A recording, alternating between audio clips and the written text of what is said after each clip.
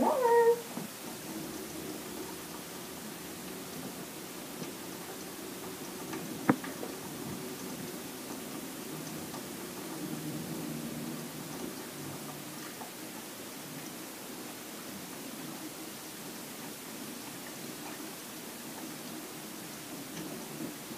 A student, nurse practitioner, student at University of Southern Mississippi. Today I'm going to be doing a head-to-toe assessment on my volunteer. I'm Greg. I am already to the point where I completed a physical with Greg. I have already got his vital signs from the nurse and confirmed the vital signs. I've watched his gait as he walked in. I've checked everything externally on the patient's body as he sat down and we were talking about his history, looking at the symmetry of his face. I've already taken note of everything visual and inspectable just by having a discussion with Mr. Gray. So now, after my hands have been washed and the patient has been asked to get into a gown, he opted to just sit without a gown on. We have shook hands, and when we shook hands, I noted the temperature of his skin. When I was doing vital signs, I noticed the temperature of his skin. I noticed his nails clubbing, looking for shape, color, symmetry of everything externally on Mr. Greg's body. And so I've already inspected and visualized all of this, so I'm going to move right into my assessment. I'm going to follow a head-to-toe pattern, trying to hit all points on the rubric that has been set, which may be a little different than what I would typically do on my own.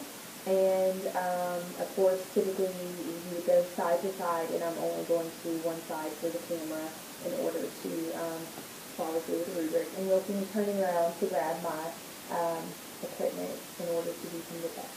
So to begin, I first would start at Mr. Greg's head, and I am feeling around his scalp, making sure that the skin moves freely, and it does, checking his hair, oiliness, checking for hygiene, lack of, checking for parasites, any old eggs, feeling for bumps, nodules, any signs and symptoms of any type of carcinoma, called by the sun. Everything looks good. So I would move into Mr. Greg's face, and first I would inspect his sinuses, starting at his frontal, and then his maxillary sinus, and then noting his eyelashes, noting his conjunctiva, the sclera, the pupils, irises of his eyes, just kind of pulling down slightly, making sure I can see everything, checking the nary, doing a quick assessment without an otoscope or ophthalmoscope. I'm having him open his mouth for me, just kind of looking at his teeth, pulling down the lip, having him stick out his tongue and raise it to the roof of his mouth so that I can check the frenulum, looking for the uvula and the soft palate to rise, and so moving into grabbing my tools to do a more thorough exam of this. I would grab a tongue depressor, have him stick out his tongue again on here, making sure the uvula rises, making sure the soft palate does, completing a small gag reflex. There's our gag that we were looking for. Up to the patient's nary, checking to make sure that I can visualize the pertinates, which I can, making sure the septum is not deviated, which it is not. I could have the patient perform a scent test where I have him close his eyes, hold a scent out. No? Coffee. Coffee. That's coffee down. That would be testing our cranial nerve, the olfactory, cranial nerve 1. And I could also have the patient occlude one of his nostrils. So I'm going to say, occlude your left nostril for me. And could you inhale? And could you exhale? And that is a smell test as well.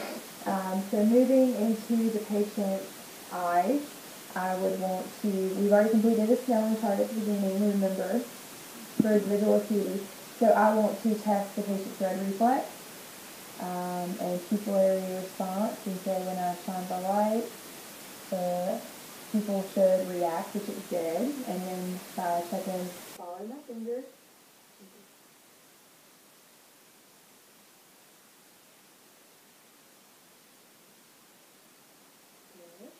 And then you just follow it all the way in. The patient's eyes are equal, round, reactive to light, and accommodation on the red reflex. I prefer the ophthalmoscope, so I would have him go and then look all the way into the patient's eye, looking from the ear over to the nose, also on the optic disc, and the fundus is right above the optic disc.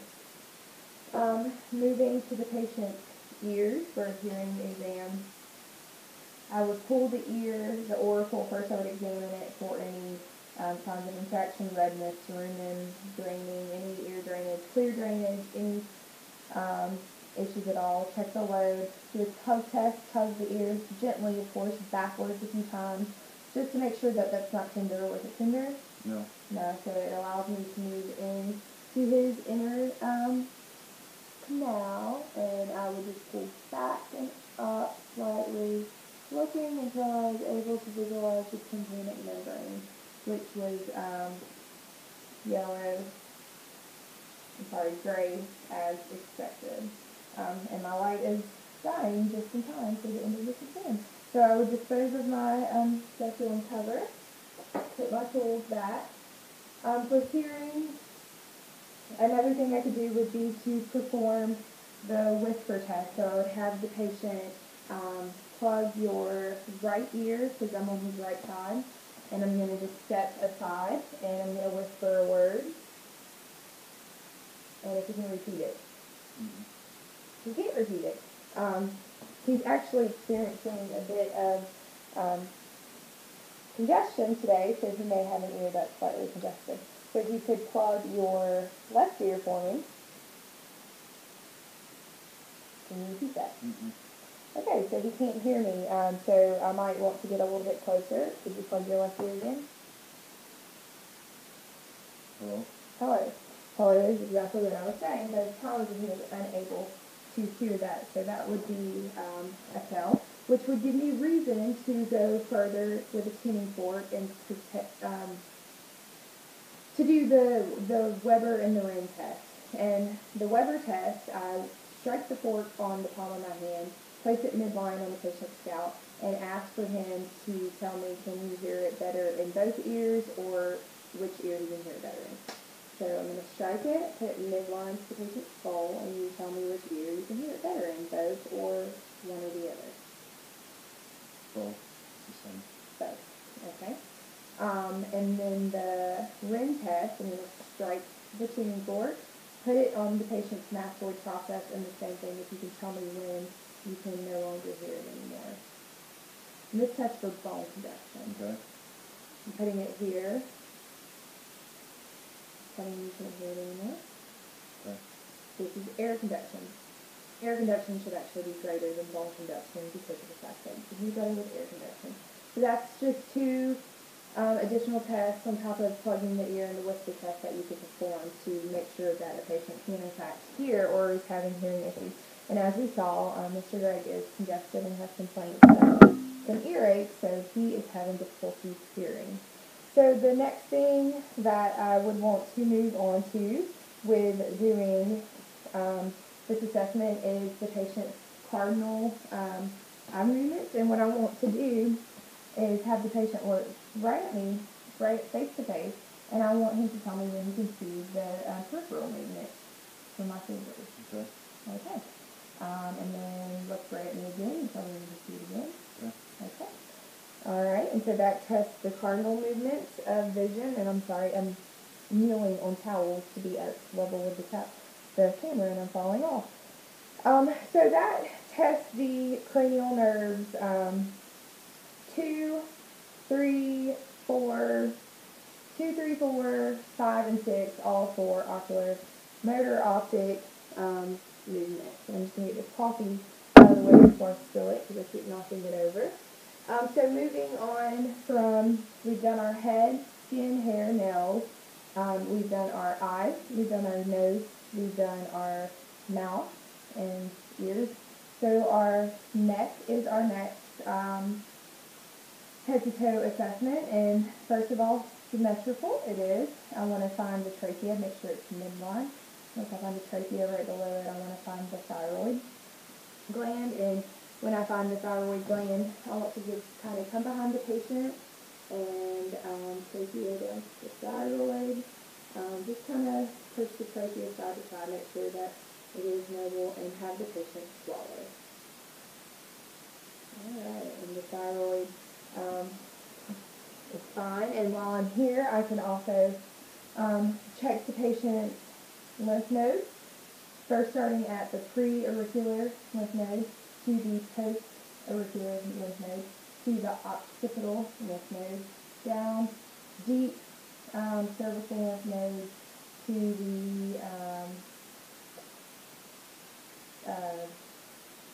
the superior lymph node, the cervical lymph node, to the supra clavicular lymph nodes and the intraclavicular lymph nodes. All the way down, if I was doing a full lymph node exam, I would check axillary into inguinal, all the way down the body, following the chain of lymph nodes if I was following that. The same as I'm following the cranial nerves as I go along with all of my testing. One more thing I could do with cranial nerves is before I move on from the head would be to see if he can respond to touch. I can have him close his eyes, and with something soft, I could just softly have him tell me where he feels it. Cheek, nose, chin, forehead. I could alternate that with something sharp as well if I chose to. I can have him close his eyes, smile, open your eyes, clench your jaw, wrinkle your forehead.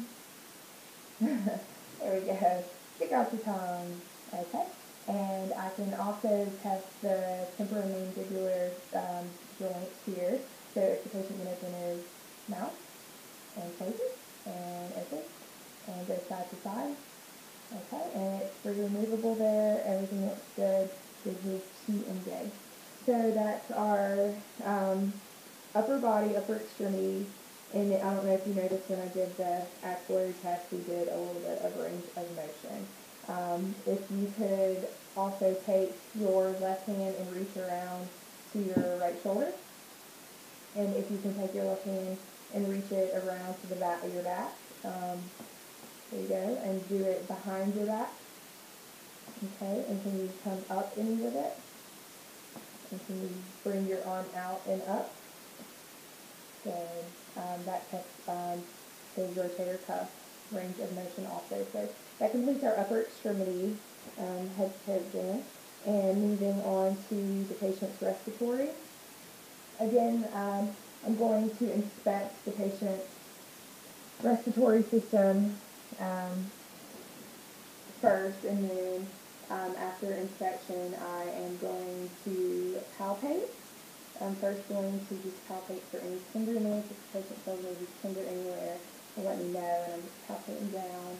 And then I'm going to percuss the patient to find the actual lobes of the lungs. So I want to avoid any bone, because bone will make my percussion sound dull.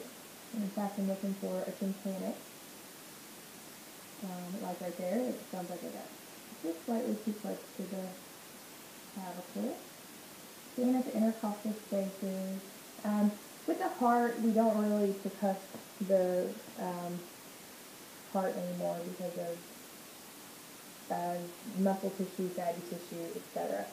So, percussing the lungs, and then I would auscultate the lungs, starting anteriorly. Can you take a breath? Good. Good. Going down to the intercostal spaces.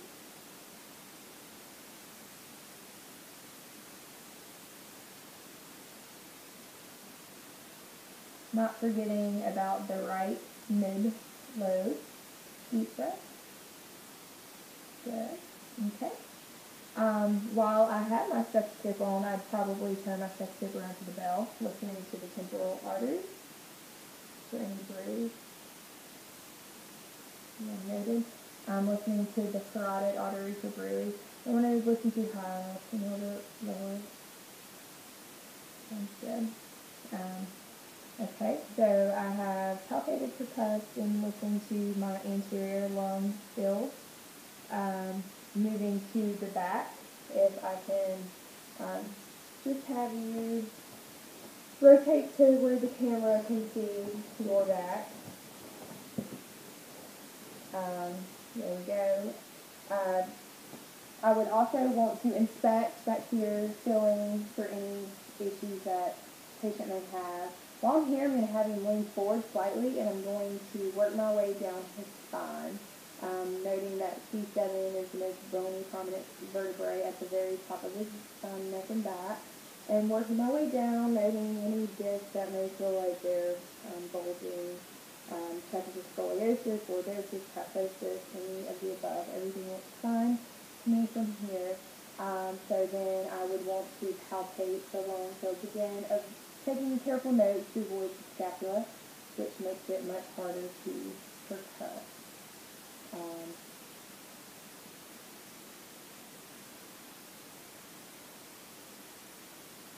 Okay. And the side of the spine. While I'm back here, if I had cause for concern, I could perform the epiphany, the bronchophony, and the whispered sterility. I'm terrible at those words. So I could have the patient every time he feels me touch his back say 99, and I'm checking for vocal resonance and phonotest with the 99. So if you can say 99. 99, 99, 99, 99, 99, 99. Okay. And in auscultating the lung sounds, first off, I'm just going to auscultate the sound. Take a deep breath.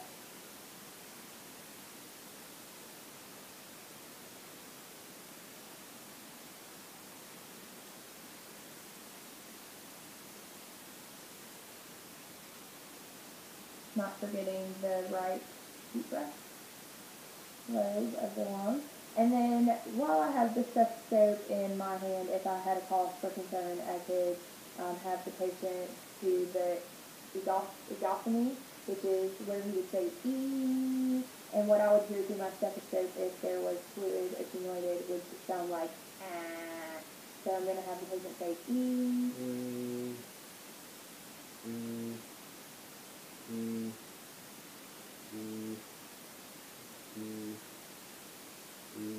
Very good. And then the last one, the whispered perilously, I would have the patient whisper 1, 2, 3. So if you could whisper 1, 2, 3 to where I could barely hear it, please.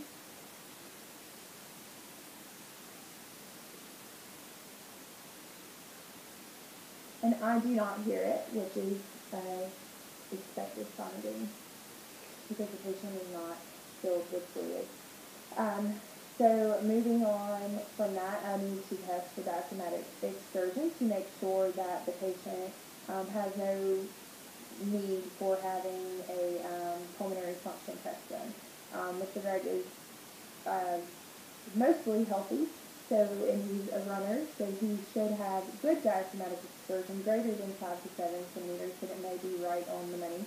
So the way to test for that is to percuss down, and so I do not hear any more infinite. Okay, and so at this point I'm going to have Mr. Greg inhale deeply and hold it. Good, and I would make a mark here if I had a pen, and then I'm going to have him, percuss back up and have him exhale and hold it. Okay, and then I would make a mark there, and then I would measure it, and I would go to the next side and measure it as well, and this is where the diaphragmatic excursion would be. And again, healthy athletes sometimes it's a little bit longer, showing that their lungs are more capable of rising and expanding. So moving on from the respiratory system, I'm going to move into the cardiac system, and I'm going to have Mr. Greg lie back. So the first thing I would want to do is test for JVD. I can use a pen light, or I can use a ruler and measure it if I need to. And I'm going to have him turn to the left and try to go against my hand. And while he's doing that, I'm going to note that the carotid artery, I can see pulsation, but the jugular vein is flat as it should be with no distension noted. So I don't have any reason to measure it to see what the jugular vein distension is. So you can look back to midline, again, making sure the trachea is up to midline. Palpating for any thrills or heaves. Obviously his heart is on the left side, but in order for the position we're at with the camera, I'm just going to show how I would do it. I would go to the point of maximal endpoint, or impulse, on the left-hand side, which is at the mid-clavicular line, kind of at the nipple line, right below the breast tissue, and I would just palpate there and feel for any thrills or heaves. When I'm over here, I do not feel any, but I can feel the rub of the pulsation of the heart, and I don't feel anything out of the ordinary. So we've already auscultated the bruise in the temporal and carotid arteries. So I'm going to auscultate the heart sound. Mr. Greg in the clinic should kind of be at more of a 30 to 45 degree angle, which would be kind of like this, but it's just kind of next to impossible to do with a chase lounge that we're using currently. So what I'm going to do is kind of just explain where I would be placed. I would be at Mr. Greg's second intercostal space to the right of the sternum, and then listening for S1, going to the second intercostal space to the left of the sternum, inching my way down to the third intercostal space, fourth intercostal space, over to the mid-clavicular line at the fifth intercostal space, listening at the apex of the heart, listening and feeling to the point of maximum impulse, and also seeing if I can identify any heart sound, S3, S4, any murmurs. I do not. So while I'm here and auscultating, I'm going to move down to listen to the aorta, which is right above the umbilicus. That's firmly rooted in the 3 feet. And then I'm going to move down to the inguinal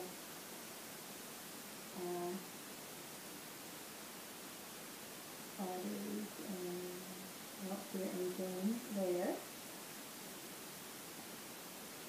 So that completes the heart and blood vessels.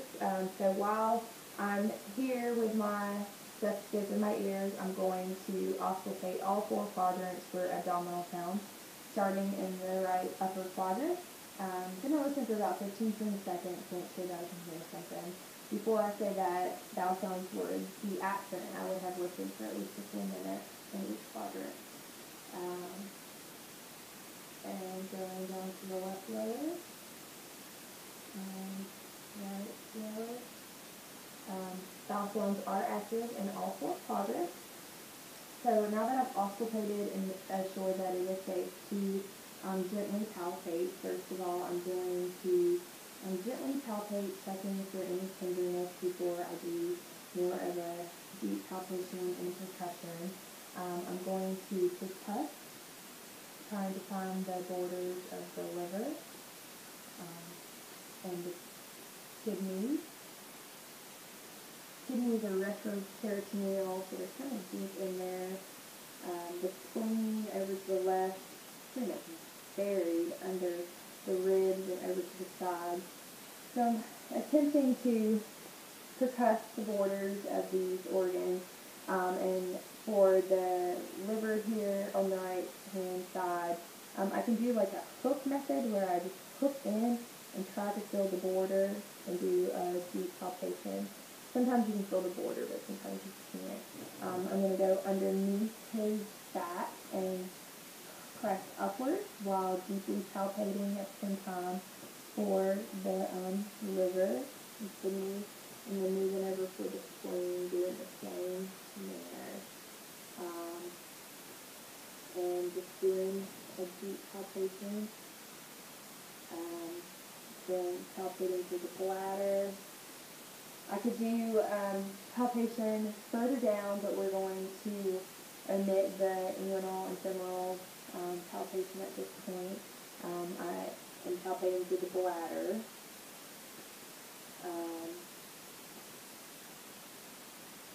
And I want to listen for any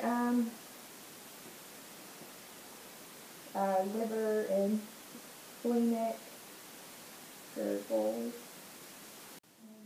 Okay, now I will complete my musculoskeletal, my reflex, and my neurological exam on a new patient, Kelsey.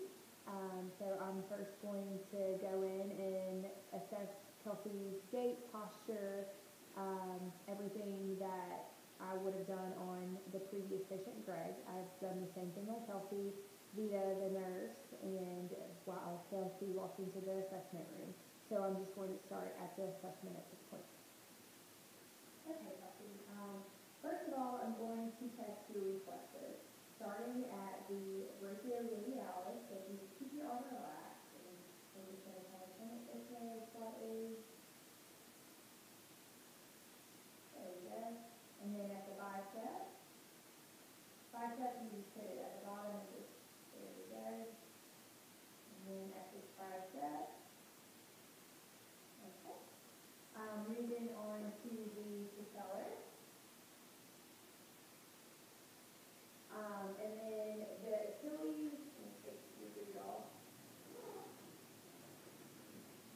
The Achilles is behind the ankle. It's a little hard to do the patient is sitting in a chair, so it's better if you have the patient lying down. While I'm down here at the Achilles, I can also do the patellar reflex checking for beginner's speed. I can do the dorsalis pulse while I'm down here. If this were an outpatient, I could also test the premier reflex. I said that wrong. Where one test speed would go up if it was on the side. I think I would do the abdominal reflex while the patient was lying flat also to test that one. So that covers all of the reflexes. Moving into the musculoskeletal exam, the first thing that I would do was test Kelsey's strength. So I would have her, if you use your arms like this, with her shoulders, and then if you can extend, if you testing for range of motion, and then if you get the hand out front and supinate and pronate your hands, very good. I would also have you test rotator cuff, if you can reach it all, and then if you can reach behind you, and then do it down lower. Okay. And then to complete parts of the neurological exam, I'm going to have the photo boot come off. Okay.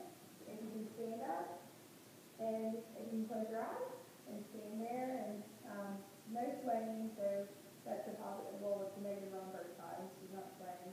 So if you can put your arms up with your eyes closed, there you go, and then put them down. Okay, you can stand on one foot. Good, you can stand on the other foot. And you can close your eyes and stand on one foot. And the other foot, your eyes closed, heels. Good. Can you hop on one foot and hop on the other? Good. Okay. And if you can touch your fingers. Very good.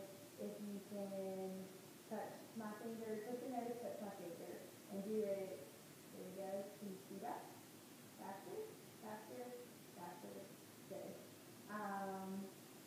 Okay, and you can close your eyes. I'm going to draw a number. If you can tell me what number it is. Great. And do this one also. 4. Okay, that's the tactile response. I'm going to give you a familiar object. If you can tell me what it is, you can close your eyes. Very good. You know girls know bumpkin. Let's see. I believe that's her neurological responses, combined with the musculoskeletal responses. Different things that I would do with the musculoskeletal response is I'd have her touch her toes and check her spine. I would have her, if it was a physical exam for like a sports activity, I'd have her do different maneuvers to make sure she was safe with balls and different things of that sort. But for the most part, in Greg's exam, we've already done the spine and we've done the cranial nerves in Greg's exam. So this completes my head to toe assessment with my 2 volunteers. Thank you.